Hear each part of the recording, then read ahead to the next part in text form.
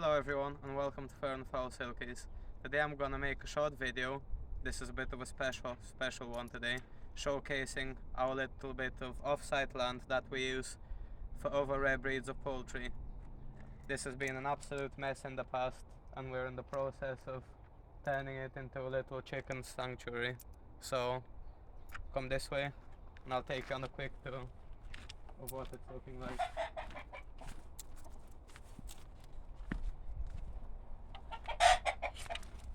So over here we have the entrance. Over there there's a pen, a really nice one that's been properly concreted in. And there we keep in our finest breeding pair of hoodowns. They're really rare breed, and they're absolutely lovely. We've hatched some chicks from them and they're really nice. That's the noisy cockerel, but it likes to be like that, so ignore him. Down this way we're gonna have some raised beds and stuff with the tires. Looks a bit messy now, but it'll be lovely once we get a few things sorted. And a raised bed there made for plants. A little shed over there that we're planning on putting some quails in. So I'll just take you down to the bottom house.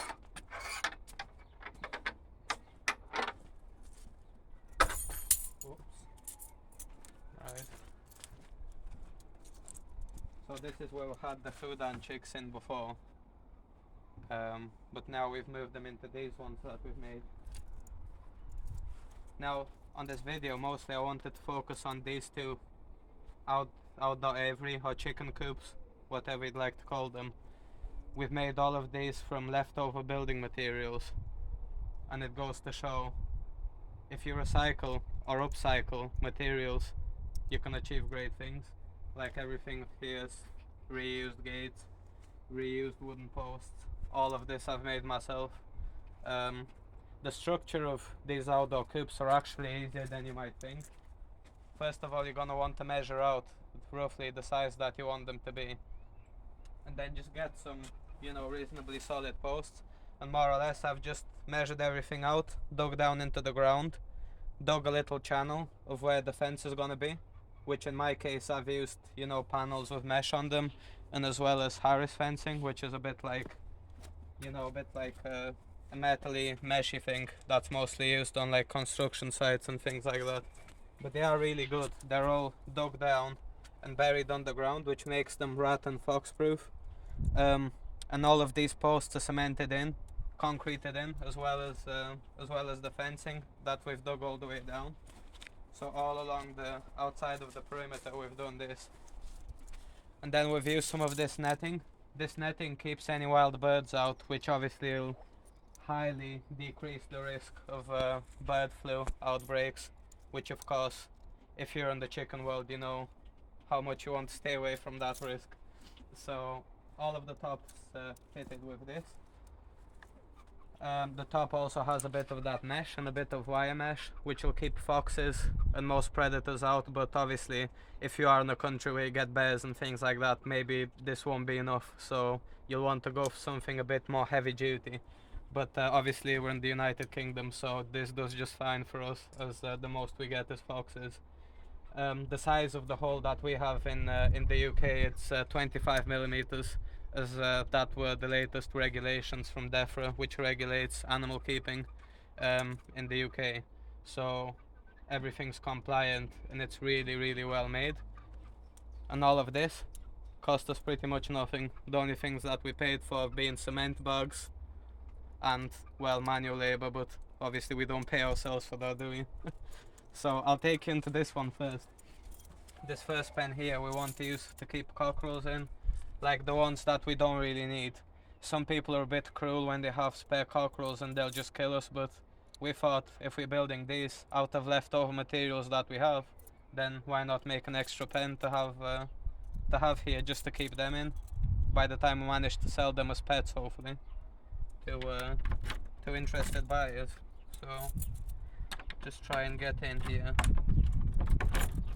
These aren't marked. So obviously there's a couple of random bits and bobs lying around, but the same as the one next door that you'll see shortly.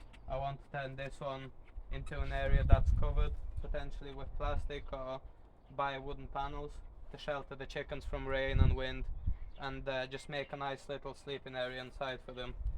This little second-hand dog kennel thing, this is really good, so I'll probably be keeping that and using it, as well as the small one, maybe somewhere in there. But we're still in the process of, sort of brainstorming and mind mapping everything out, so we're not sure as of yet 100% what we're gonna do with it. But that's pretty much the gist of it so far. Give that a shot. Move on to the next one here.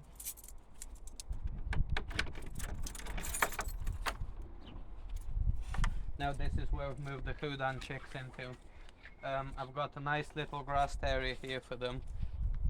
At some point it might get a bit mucky and messy, in which case I do have a backup plan, which is to put some bark down, which will keep it tidy for them, and they'll also have access to the soil, for their bugs and worms, because they love that. So over here we have, again, an old used pen, outdoor chicken coop. It's just made, from these sort of like aluminium, lightweight, metal, reinforced pipe things that you build together. And it's been used by someone, but obviously they didn't want it anymore, and we were like, well, no problem, we'll have it rather than you throwing it away. So obviously we've put this into here, as it's really, really strong, and it will be great for the wind. And we've just literally zip tied a couple of this plastic sheeting that you can even use for greenhouses, and put some mesh around it, just to reinforce it a bit, and some tarpaulin over the top, and just bits like that. We've got some rockery going on, just a bit of, rather than throwing the rocks away, just a bit of extra decoration. And inside, all of the inside of the pen's flagged with flagstones, with concrete pavement stones, and under the concrete pavement stones it's all being dug out. So this has been dug out in such way so that the ground is fully level, and then we've put gravel, just building gravel, nothing fancy, and on top of the building gravel we've put some sharp sand. And what the sharp sand does when you lay the flagstones down, it just means that the flagstones settle really, really nicely on there, and they're not like wonky and all over the place as they would be if you were to just put them directly, on the ground. So now I'll just get the keys out of the lock, which I forgot in here, unfortunately. We'll get there in the end to open that. Also, they have an opening here to go in and out whenever they want, but I've decided to cover this for the time being because they were in one of the outdoor pens that were up there, in the outdoor coops, chicken coops. So we've just blocked it for the time being so they get used to the inside, and to make sure that they don't sort of get lost outside and forget to come in, because obviously if they get stuck outside, they might be rained on, they might get cold, they might not eat or drink for a couple of days, so that wouldn't be great. So I've just covered it for a couple of days there to make sure that they're just getting used to the new enclosure. So just open this second layer of security there. Keep the thieves away. This in. Stick that through there. Open up.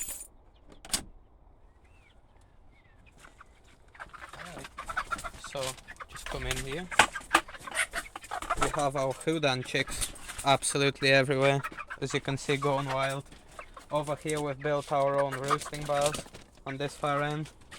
Again, all made from recycled wood materials that have been reclaimed. All of the bricks as well have been reused, reclaimed. Everything has pretty much cost nothing.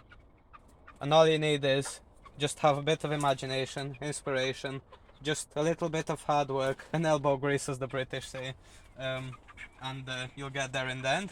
So some lovely roosting bars there.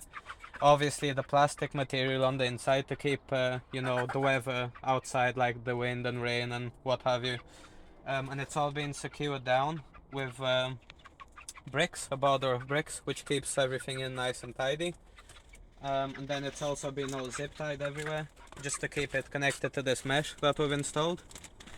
Then we've got over here, we've got their water over there, their food, which is hanging on just a cheap little, what's this, like a cheap chain hanging from the top. over there. Then we've got tires, all tires that we've reused as well. They're motorbike tires. And I particularly like these because, you know, they're just like a different shape. You don't see them every day. I mean, you see people putting car tires in, but come on, how often do you see motorbike tires? Really interesting stuff there with some shavings in. Obviously, they're still young chicks, but, you know, I just wanted to get everything in place and just get the gist of what it looks like. So obviously they're really good for egg laying once they get to the stage where they start to lay eggs and start becoming fertile. So as you can see, they're all quite nervous. They're not used to the new enclosure. But there's one. As you can see, really beautiful. I really like the breed, the Hudan breed. Their feathers just, you know, they just sort of stick out nicely and everything on them's really beautiful. It's one of them breeds that I'll always love. So if I show you an example, what I'm hoping for them to do is to get used to these roosting bars and just sort of stay on there and roost. Obviously they're not used to it as such. They did have some in their other pen, but they were much smaller. But you know, you never know. Sometimes you're surprised how fast they learn. So yeah, that's pretty much it. I would say this whole pen took us about, this way. These whole two pens that we built from scratch took us about 3 weeks to build. And we haven't worked every day, we've worked sort of on and off, so it wasn't bad overall. We've been quite time efficient. You know, and it's all strong, it's really nice. It keeps all of the dangerous creatures out, like you know, your wild rats and foxes and what have you. But yeah, this is pretty much it with our pens, and hopefully our chickens will make good use out of them and enjoy them. I'll just get my lock.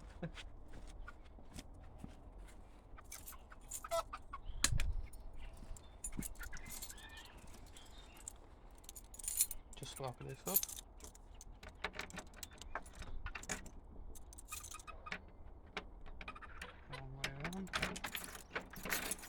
These are also really nice locks. I'll just open it to show you the lock.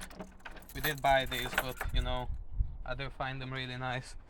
So how they work is you screw them to this side of the gate and then you drill a hole right through the gate for the key opening to go on this side. What this means is that if someone does jump on your land and try and get into your chicken pen or your coop, however you like to call it, they can't just go and unscrew these because these are behind, so they can't reach them. They would literally have to like rip the door off, which take a lot of effort. And as you can see, this is like a massive just square chunk of metal, so it's quite strong. And what it does, I've just drilled a hole into this wooden post that's been concreted into the ground, and then when I go to shoot it, you know, it just slides into there. Yeah, easy peasy, but at the same time really strong and really effective against thieves. Definitely keeps them away, makes life a lot more difficult for them. Well, while we're here, I'll show you around this area as well. Next to the pen, we've got some more tires there with weed liner, weed control fabric underneath, which will help keep the weeds down, and we'll grow some vegetables and stuff in there at some point. Over here is where we do all of our composting. You know, any like vegetables that we don't use or anything like that get thrown in there. Any chicken manure gets thrown in there, and more or less it just sits and it rots in time. And what that does, it turns into compost. So as a tip, it's free, completely free if you have animals, and it's really useful for things like raised beds and growing flowers, plants, vegetables, anything like that. It just means that, you know, your vegetables and plants, they or fruits, whatever you grow, they get that extra bit of nutrition, and it's really good for them. And if it's free, you know, why not use it if it's there? So these are our pens, pretty much it. This was the old one where they came from, a really nice plastic one. I also recommend buying these, but I do know they're quite pricey. These are plastic, which are really nice because they keep all of the mites out. But wooden ones are also absolutely fine to use, but you know, they just have to be large so that the mites can't get to your birds. as long as they're large, they're fine. It's just the smaller ones that the mites tend to sort of crawl their way into. But yeah, quite a bit of talking in today's video, but I hope you enjoyed the little tour, and I hope I've offered a little bit of education for any potential, you know, chicken keepers that want to get into this business or hobby or whatever purpose you want to do it for. You know, offered a bit of tips and inspiration on how you can do it if you want to, and that, you know, it doesn't take being a builder. I'm not a builder, I'm not a qualified builder at all, but obviously do be careful. If you don't have the required skills and you are concerned about doing it, I don't recommend doing it. But if you are a handy person and you think you can do bits and bobs here and there, then I am sure that you can, as I've managed to pull it off, and I'm sometimes completely useless with building things, but you know, if I managed, I'm sure you can manage. But yeah, anyway, I hope you enjoyed our video, and I look forward to seeing you next time. If you haven't subscribed, shared or liked already, it would help us a lot, help our channel if you could do that. So please, you know, share, like, subscribe, and we would really appreciate that, as it would help our channel grow a lot. Please feel free to go in our description and check out our Facebook and Instagram if you want to see further content from Fur and Fowl Silkies.